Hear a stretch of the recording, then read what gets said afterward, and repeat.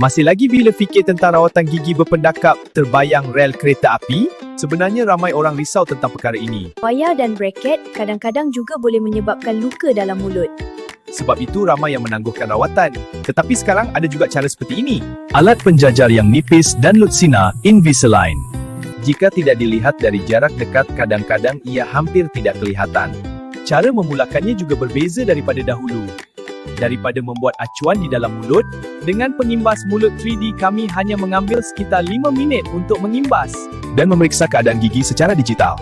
Dan alat penjajar Lucina yang dibuat khas mengikut keadaan gigi anda akan ditukar setiap 1 hingga 2 minggu untuk membantu menggerakkan gigi secara berperingkat. Jika anda teragak-agak kerana rawatan braket terasa membebankan, anda juga boleh mempertimbangkan kaedah ini melalui sesi konsultasi. Oh, begitu ya? Ya, betul. Kalau anda ingin tahu tentang kaedah rawatan ini, hantar mesej Invisalign.